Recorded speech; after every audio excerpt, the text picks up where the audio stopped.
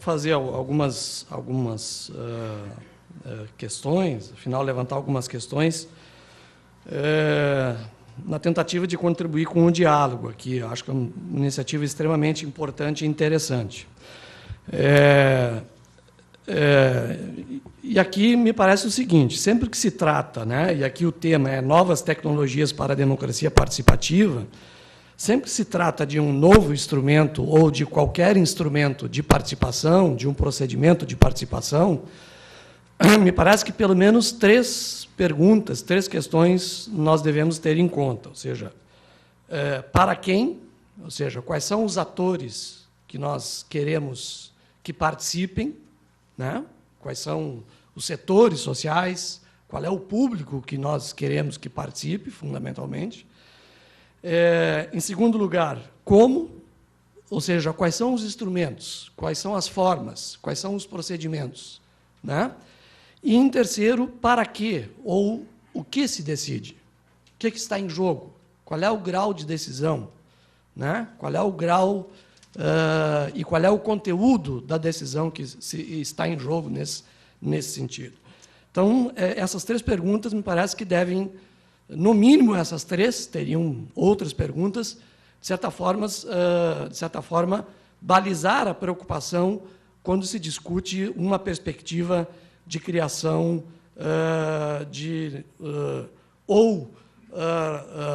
rememorar, né, revigorar instrumentos de democracia participativa ou criar novos instrumentos de democracia participativa. E aí me parece que, quando se trata do tema novas tecnologias para a democracia participativa, está em jogo também, né, fundamentalmente, a dificuldade, mas acho que esse é um desafio que deve ser perseguido, né, de conjugar em uma sociedade contextualizada, historicizada, que é profundamente desigual, ainda é profundamente desigual, embora o Rio Grande do Sul apresente índices menores em relação ao país, mas ainda é profundamente desigual, ou seja, de conjugar o sistema participativo presencial, ou seja, aquilo que se chama sistema de copresença, sejam assembleias, por exemplo, através do orçamento participativo, ou outros instrumentos de participação, como é o caso das consultas, né? Penso que deve-se pensar, quando se fala em democracia participativa, em diversos instrumentos de participação conectados entre si, né? Tanto o orçamento participativo, como o Conselho de Desenvolvimento Social, os conselhos setoriais, as consultas, as conferências e outras experiências. Gostaria de abordar até uma em específico aqui depois, a título de exemplo. Mas, enfim, como conjugar esse sistema presencial com o sistema virtual, que também é real. O virtual não pode ser entendido como não real. Acho que o Marcelo vai abordar melhor isso, né, como grande especialista que trata em nível internacional dessa questão. Porque, aqui discordando um pouco com o colega Carrion, eu acho que nós, no mundo, não podemos ter uma interpretação de que essas novas tecnologias de informação, elas contêm uma certa essência antidemocrática, individualista e possivelmente elitista. A realidade, inclusive em experiências no mundo, não é bem essa, né? Esse novo instrumento, especialmente, por exemplo, através da internet, ele pode conter virtudes, contém potencialidades, assim como pode conter riscos. Um deles, inclusive, a própria exclusão digital e etc.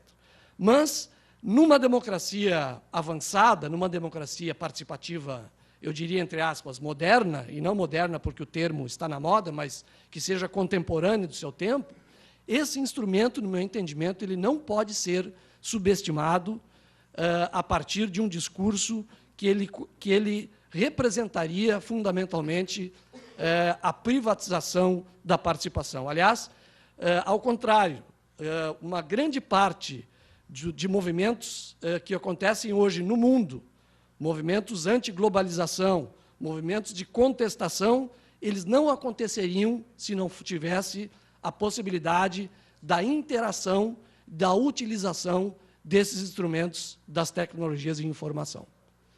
Quer dizer, eles não teriam possibilidade de acontecer se não fosse a utilização dessa ferramenta que é e que pode ser extremamente democrática, né? Veja-se o caso, vários casos, por exemplo, dos movimentos anti-globalização. Portanto, eu acho que a questão é essa, quer dizer, como encontrar um equilíbrio, esse é o desafio, né, na conjugação do sistema de copresença com o sistema virtual. E aí eu poderia dizer o seguinte, até para cumprir o prazo aqui, né, poderíamos talvez elencar algumas potencialidades da utilização desse instrumento, dessa ferramenta, e talvez alguns riscos, apenas para citar, porque isso requer um debate com muito maior profundidade que o tempo permite. Mas eu diria o seguinte, em primeiro lugar, a utilização de novas tecnologias de informação, né, ela permite uma ampliação da participação, por exemplo. A gente sabe que há setores sociais, né, que não dispõem de tempo, e o tempo na participação ele é um capital, né? Todos os estudos, por exemplo, sobre orçamentos participativos locais demonstram isso. Por exemplo, os mais pobres têm um custo maior para a participação, né? Tem um custo porque, em grande parte, eles estão inseridos, os setores, por exemplo, de extrema pobreza, na sobrevivência diária, né? Agora, há setores, e pesquisas, inclusive aqui em Porto Alegre, mostram, setores, por exemplo, de camadas médias, que, em entrevistas, de forma muito clara, né, dizem, olha, eu não vou numa assembleia, né, para disputar com setores que são pobres o saneamento básico, porque eu já tenho saneamento básico. Eu gostaria de discutir com o Estado outras questões que não são pauta e, em geral, não há possibilidade de discutir naquelas assembleias do orçamento participativo. Mas eu gostaria de participar, né?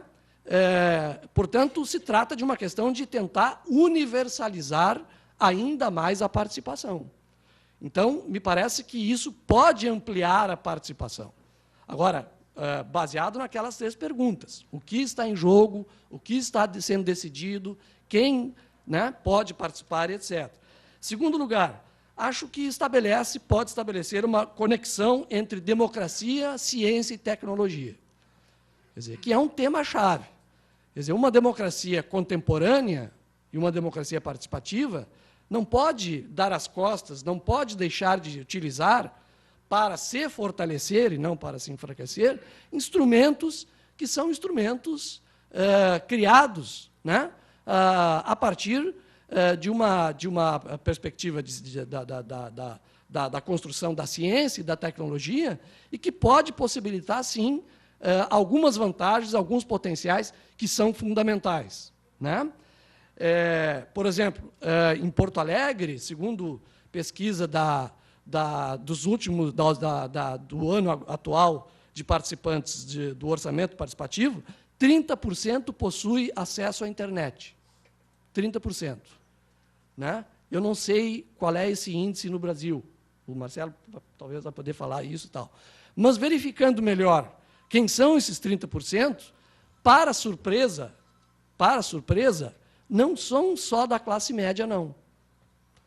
Porque há um relativo espraiamento, para usar aqui uma palavra, né, de pessoas que têm acesso à internet através das escolas, dos locais de trabalho. Os telecentros não funcionam, poderiam funcionar.